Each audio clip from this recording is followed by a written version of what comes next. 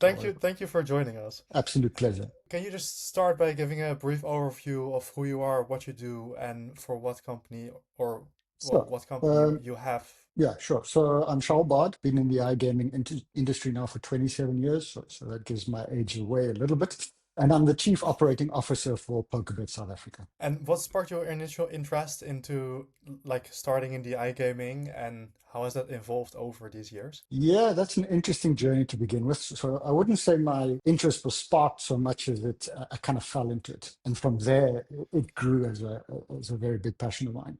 So I Uh-huh. started in 1998 as a call center agent, and really just to pay my student fees. That's it. It was a part-time gig to pay for my studies, which was landscape architecture at that time. But then you were playing with technology that nobody else around you was really using, gaming, which in and of itself is quite interesting. And from there, that passion just grew and grew and grew. And I dropped out of landscape architecture and then became a permanent member of the team.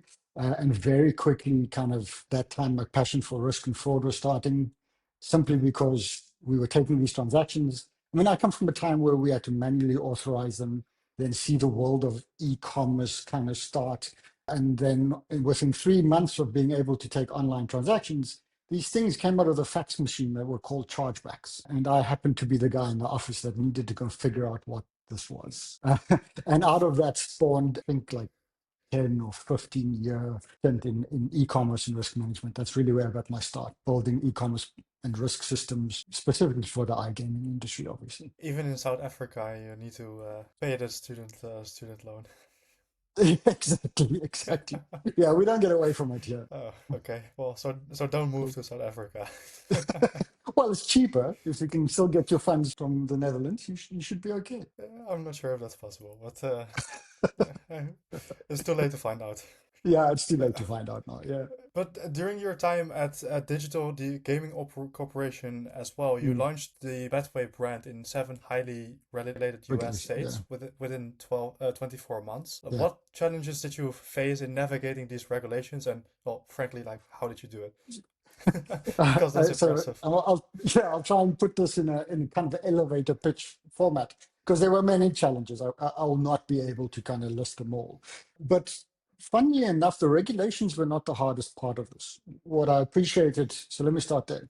What I appreciated about the US regulations, all the states we entered, is it was quite clear. The requirements and Mhm. what they needed you to do was quite clearly set out, and you either passed or failed. It was as simple as that. So that part was understandable and relatively easy to digest. So you get your product managers, product owners to understand all the deliverables from the regulations, and you just align your product to be appropriate to that state. Uh-huh. And there are minor differences, but the reality is they are all very similar, all kind of benchmarked against New Jersey, which was the first regulated online gaming space in the US. So that was okay. That was actually not the hardest part of it.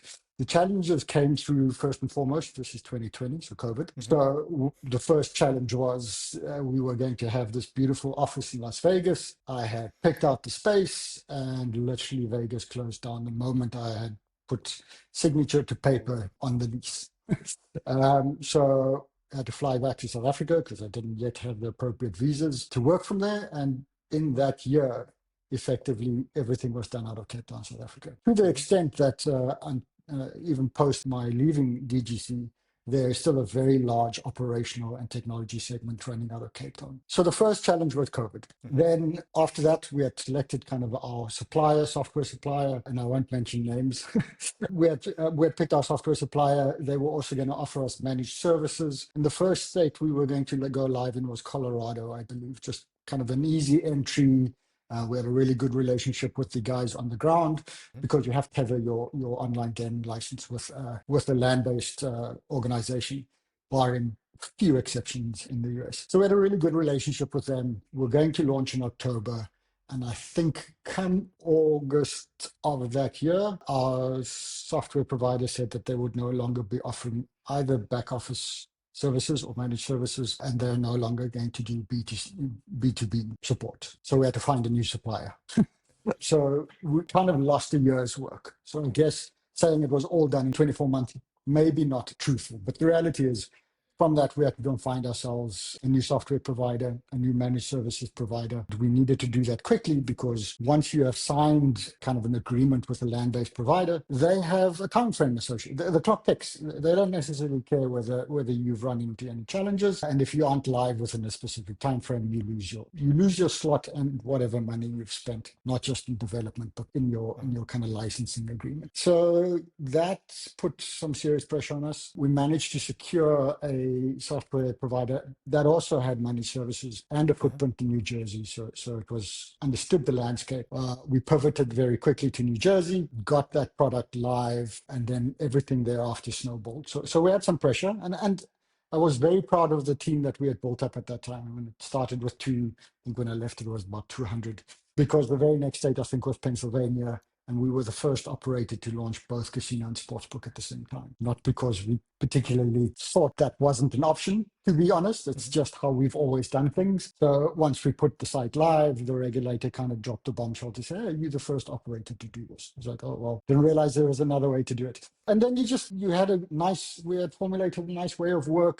We had the processes in place after kind of our New Jersey and Pennsylvania was a big learning point as Yeah. well, because we had casino there, not just sports betting, and Right. slightly different casino setup than New Jersey, where there's also both casino and sports betting. I wouldn't say more stringent, but it was a little bit more of a challenge to get that across the line with the Pennsylvania regulator. But those two challenging markets made sure that we had a really good way of work. And thereafter, we rinse, wash, repeat. You had the process flow. You simply adapted your product and your execution based on the state's requirements. And yeah, that's how we did it. It's not just me. It was a very strong team behind me. And yeah, you have to have good people. You have to surround yourself with good people, and you have to trust them to do the job. I was just there to point them in the right direction and take accountability for their failures. All their successes are there, and it shall always be that way. But yeah, it was an exceptionally exciting times, like the Super Bowl. If you're in iGaming and iGaming kind of BPO or directly as a kind of operator, as I was with DGC, yeah, that's getting live in the US is your Super Bowl. Like I wasn't going to give it up for the world, and that was a hell of a lot of fun. You were only guiding them in the right direction, which is usually the most important part of all. So, Correct. Listen, you're there to problem solve, and you're there to help kind of direct yeah, really just take accountability for the team. I think that's the most important thing. Sometimes people get promoted to leadership positions and they think they're in charge. No, Mhm. you're accountable. That's what you are. Your teams are in charge of what needs to be delivered. If I'm the guy that knows the most in the room, I'm exceptionally nervous because that shouldn't be the case. And I was lucky enough in DGC that I'd surrounded myself with good people who I could hold to account. And who I could trust to deliver on requirements and bring me the problems. That's the main thing. I don't like good news. Good news is expected. Results are expected. What I want to hear is what's not working. So I despise yes men. It doesn't help anybody to just try and give the good news. Bad news is what's needed, because that's how we make the business better. That's how we grow. That's how we learn from our mistakes. Which made sure that you got it done in 24 months, which essentially Correct. could have been in 12 months probably without the. Ideally, it should have been in 12 months. Yes, you're absolutely right. But we took it. We took it, and I still celebrate it as a massive success. Yeah, of course. I mean, I've never seen someone's LinkedIn profile say that. So, but you started out in customer service and RFP. Eventually, also Yeah, switched a bit to marketing over the years. yeah, So, yeah. what made you pursue that path? And also, is there still player loyalty in a saturated market? Okay, so I'll answer those in two separate functions. Let's start with the first part of your question around what made the switch from risk fraud. I mean, I would primarily say risk and fraud. My stint in call center operations was like 6 months, where I was on the ground being a call center agent. So a big part of my career there was risk and fraud. And the reason I switched was I wanted to be more involved in operations. My aspiration was to run one of these businesses one day. Mhm. And I realized that if that's what I wanted to do, I needed to expand my portfolio. You have to reinvent yourself. You have to change. You can't just like, for me, the feeling was, how long was I going to ride I've built a risk system?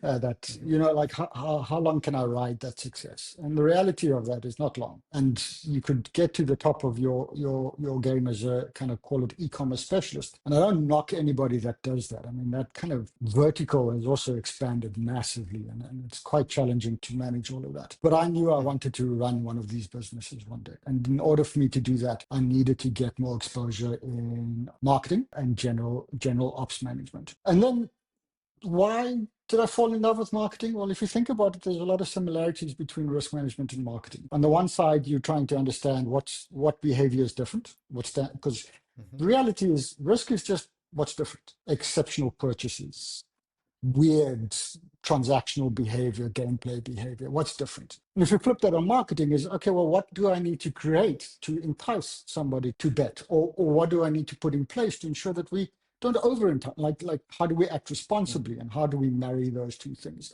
And it's just behavior. It all comes down to behavior. So I brought a lot of my experience from risk and fraud, for example, to kind of responsible gaming, responsible marketing, and those kind of things, where you could use, and obviously here we needed some serious quants and some serious technology to kind of catch up with our ambition. But then you could offer things like take a break proactively, when you could start seeing that somebody's behavior is falling out of the norm, or they seem to be chasing losses. And the reality of that is, that's how we go into your question of, is there still customer loyalty? My short answer to that is yes, there is still customer loyalty, but they are a lot more decisive on what experience they want to have.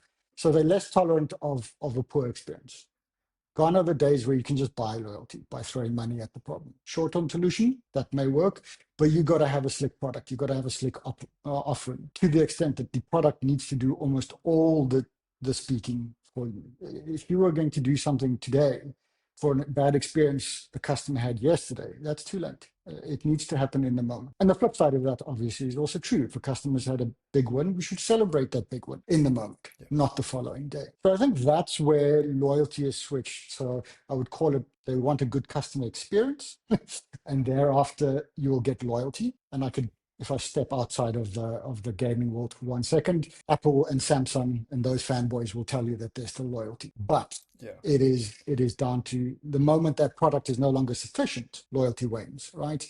And then, much like that same mobile technology or mobile, call it big tech companies, if I move to Samsung and I have a good experience there, well, then Samsung's got me, right? The same thing happens to us in gaming. The only difference is where I need to actually go to a physical store or website and pull out an application and wait for my phone to come. Our game's different. It's one click away. So yes, it's competitive.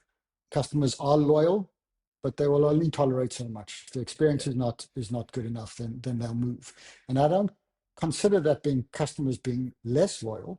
They're just more demanding, and we should step up to that challenge. And also the decreasing attention span, like the thing you mentioned with Sure. you don't want to celebrate the win after a day, but you No, immediately want exactly. to celebrate that win. That's got immediate. And that as people age into gaming, into the gaming world, they'll bring that with them. I can use my daughter as a prime example. If she WhatsApps me and I don't respond within a minute or two, well, I get another WhatsApp or potentially a telephone call to go, why aren't you responding to me? Right. So this is becoming our market. This is what people expect. So we have to grow. We have to grow with it. We have to adapt with that. I'm not sure if Apple and Samsung are the best comparison because I think there was an article released that people love their iPhone more Yeah. than Yeah. some friends. But Yes, it's well, I might fall into that category, but I've been waiting since October for my new iPhone, and I'm at the point where I'm going, how much longer do I wait? how much longer do you wait? The short answer is not long. If my phone's not here by next week, I may be considering alternatives. So there's a prime example. I've been with iPhone and Apple for the better part of 15 years. And That might change. but the question is, do you switch to a Samsung immediately? Yeah. But what were the the biggest takeaways or like the three biggest lessons learned from risk you took from or you applied in marketing as well? That's a good question. So I would say the biggest three lessons is the one we touched on already. Everything is psychology, everything's behavior. Hmm. And if you can understand the deviations in that, you will be able to identify kind of whether this is a good or bad person. And a very bad example in the risk front. But is this a good or bad promotion, right? That follows into the next thing, which risk is all data driven. Data is unemotive, right? So you have to base your decision purely on fact and data. Because if you were swayed, for example, by a VIP host to say, no, I know this person, you may make the incorrect judgment. That's another Yeah. variable. It's another bit of data, but data ultimately is what drives the decision. And I definitely brought that into my marketing as well, because we all have our own kind of baggage, for lack of a better term. We like what we like. And sometimes it's very difficult to step outside of that when you are presented with something that you don't like. Data. We all have to look at things with data. Data is unemotive, as I said. And then the third point, I guess, is just the value in personal communication. I think that comes from the early days of just sending out this blanket email to say we need your KYC documentation to something that's a little bit more informative as to why this is happening and why this is needed. And if you had, let's go back to a VIP example, we had a direct relationship with somebody, you could actually ask that in person and explain the process there. So I would say those are kind of the three things that I took from risk management into marketing or slash operations that proved to be invaluable. And given that we're still the marketing topic, why do you think players stick around? Maybe we already went over it a little bit, but I don't think we Yeah, explained it in detail, thank so I you. think it's still a good question. Good product, good experience. So that's why players will stick around. We are lucky in the Pokerbet environment where I work now, which is we have a poker product which is unique, Hmm. but still that is only going to carry you so far. Product's got to be good, experience has got to be good. Otherwise, customers will leave. And Apple's a prime example, apparently. Yeah, clearly, clearly. They're almost losing a customer. Yeah, not And through with product but the experience. Yeah, yeah, they've taken it really far, even with the box and all. yeah, Fun fact, which I recently like, this is sort of a sidetrack actually, but yeah. I found out a few days ago that Mercedes has a team which makes sure that the door slap has a certain sound. I can believe that, yeah, because it's all part of an experience. Why are you buying a Mercedes Benz when it's just to take you from A to B? You can buy a Dacia. Something will happen. It's about the experience. It's about how does that product make you feel. Yeah, and everything Yeah, is a part of that. correct. Yeah, you're not buying when you start buying luxury watches. You're not buying it to tell you the time, right? No. It's the experience. I It's how it's built. How it makes you feel. Does it align with your personality? There's a whole bunch of things that go with it. Yeah, you expect it to work though, but you don't buy Correct. it You expect it to for the work. time You to look at the expect good time. customer service. 100%. I drive a Land Rover because when I get to Land Rover, there's expectations. I expect a car that I can use while my car's in for a service. I expect to arrive with somebody waiting for me to get the keys and a cup of coffee, and we'll go through the process. Yeah. That if that's not there, well, then why do I own what could arguably be called an overpriced SUV? It's the experience. Yep. Since with the it's already in here for a longer period of time, but the introduction of social media and more in the influencer marketing space, Yeah. what is your opinion on that? Have you applied it within the company, and what's the data? So, what's the data? So let me answer that in two folds.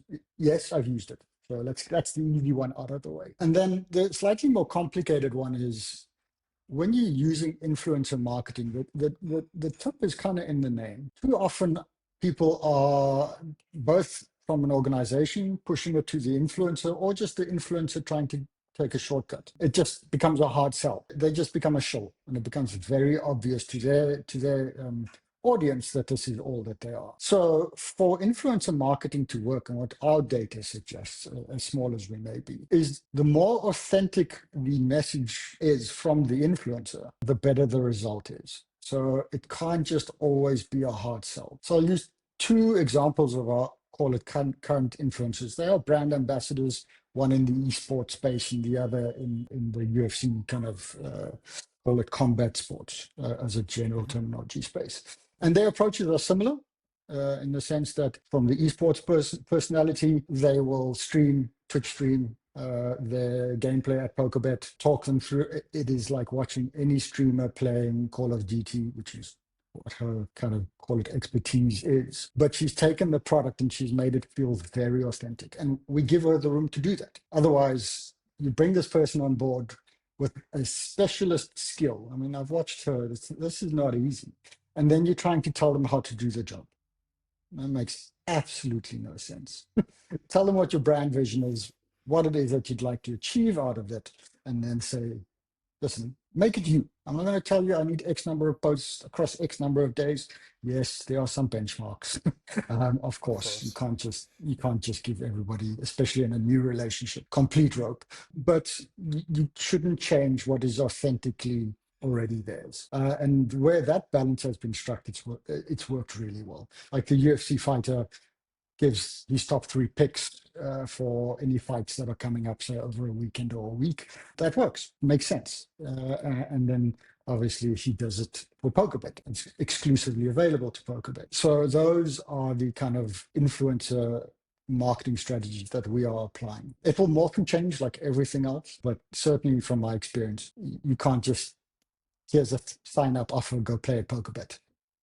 You may as well just get yourself some digital marketing space and put it up there. Yeah, that's a good summary. That needs to be authentic. It needs to be Uh, authentic. Yeah, and that's also, yeah, I mean, it makes sense as well. Like, usually with relations, you just want to let the other person do what they do best, and yeah. with Do what they do the best. frameworks, Steve Jobs makes sense. said it best.